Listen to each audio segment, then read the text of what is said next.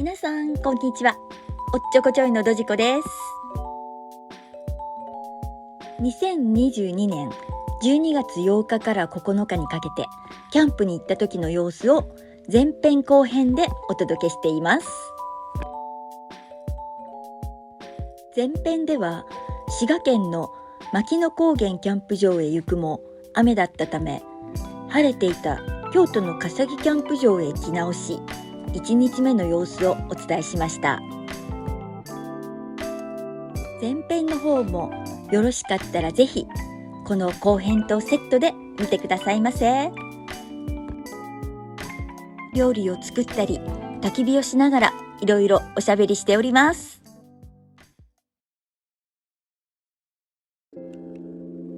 朝6時半頃の外の様子でございます。朝もやがかかっていて結構寒いです。夜中も随分と冷え込んでいました。夜中の3時頃に一度目が覚めたんですが、外気温が 0.2 度、幕内は5度でした。テントもこの通り水滴ではなく凍っていますね。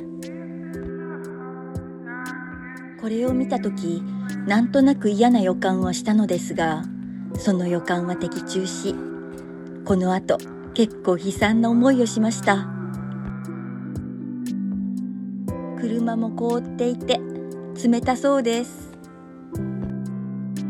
今回新しく買った冬用のシュラフと湯たんぽで寝ているときは暖かく眠れました。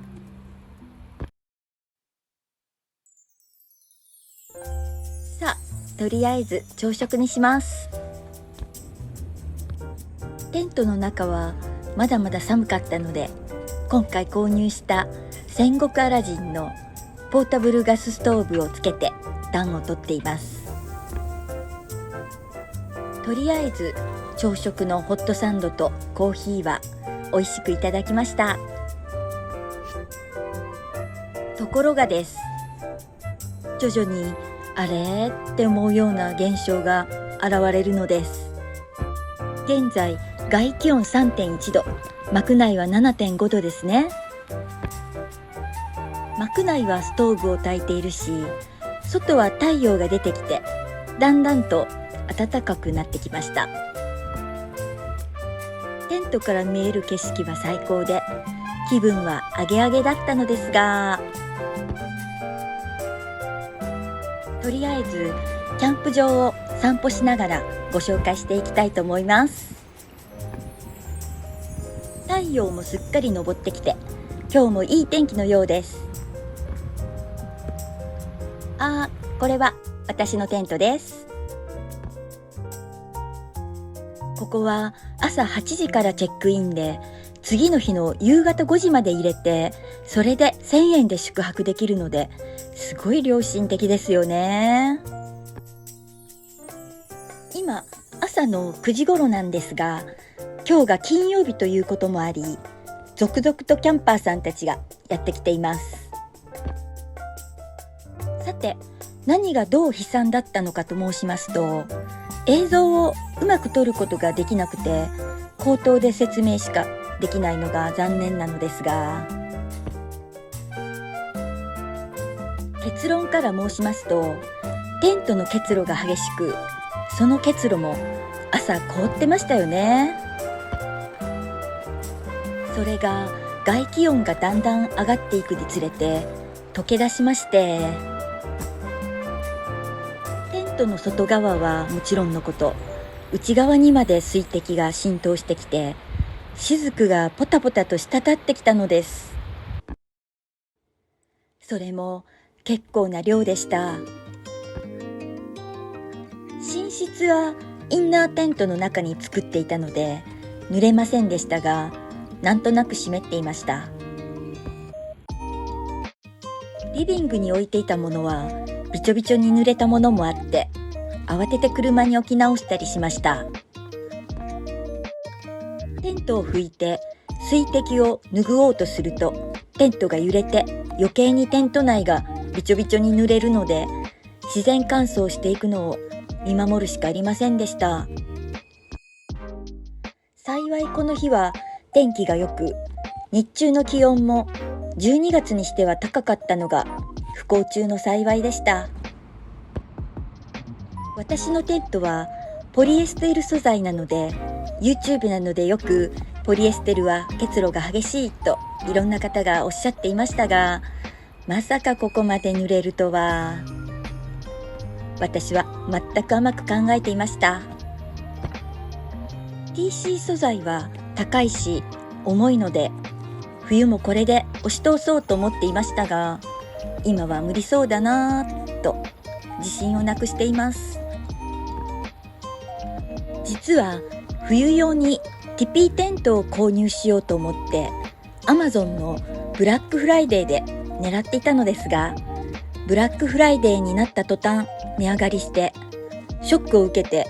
買うのをやめたというテントがあるのですが、それを購入してなくてよかったです。それもポリエステル素材でしたから、きっと神様からのお達しだったのだと思います。映像の方はキャンプ場を出て少し歩くとシャワー室や薪やちょっとした食料品を売っているところです。こうやって散歩に出歩いている間も、テントの中はびちょびちょに濡れているんだなとか、帰るまでに乾いてほしいなとか、ちょっと気分は下がり気味でした。いろいろ複雑な思いでテントに戻り、とりあえずおやつにしました。でも下がり気味の気分も吹っ飛ぶぐらいのいい天気だったので、一つ勉強できたなって思い、気持ちを切り替えていきました。でも実はもう一つ別の心配事があったのです。それは今回新しく買った冬用のシュラフのことです。これはたまたま行ったコストコで安く売られていたので、ほとんど衝動買いをしてしまいました。このシュラフ自体は暖かかったし問題なかったのですが、 Amazon のレビューを見ていると、多くの人が収納袋から出せるけど袋に戻せないって書いてあって、そのことがとても気になっていました。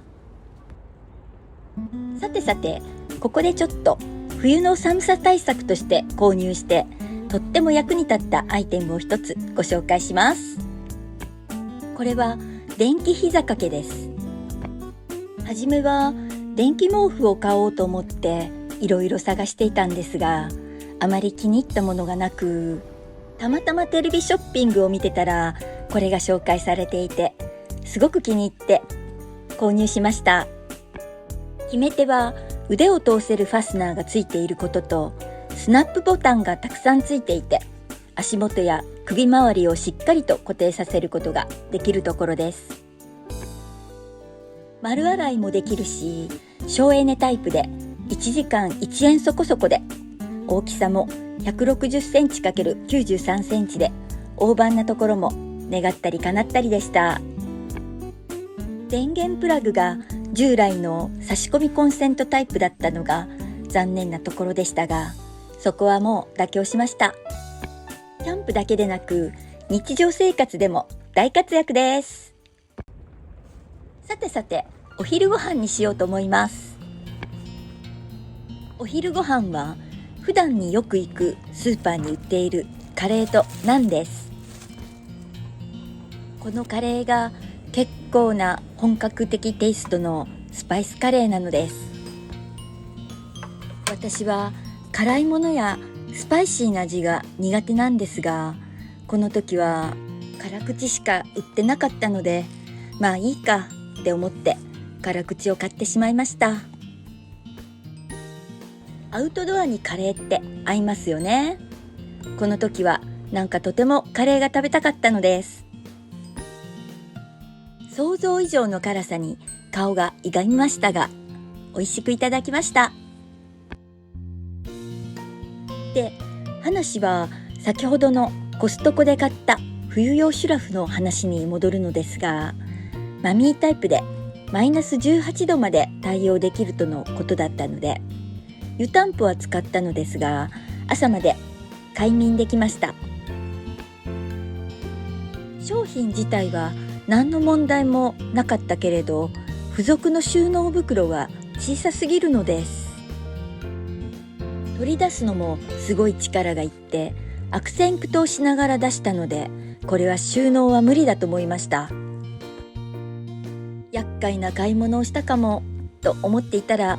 YouTube でこのシュラフの収納の仕方の動画を見つけたのでした。その動画は力のありそうなおじさんが力ずくでやってる感じだったので、私の力では無理かもと思いながら、それしか方法がなさそうなので一か八かやってみることにしました。これどう見てもシュラフに対して収納袋小さいですよね。とにかく折りたたんだりせず、端から力ずくで押し込んでいくのみです。足を使ったりお尻で押し込んだり必死でやりました。結果無事に収納することができて達成感を味わえました。さて午後3時を過ぎたので、寂しいけれどそろそろ撤収を開始します。午前中あれだけびちょびちょに濡れていたテントもカラッカラに乾いてくれて助かりました。雨降りの場所を避けたり、根性なしでいいとこ取りのなんちゃってキャンパーですが、でもいいんです。楽しければ。私も59年生きてきて今心底思います。人生楽しんだもん勝ちです。お世話になった笠木キャンプ場に感謝をしつつ帰ろうと思います。視聴者の皆様、最後までご覧くださりありがとうございました。これからも楽しいキャンプ動画をどんどん上げていこうと思いますので、チャンネル登録とグッドボタン、コメントなどもよろしくお願いします。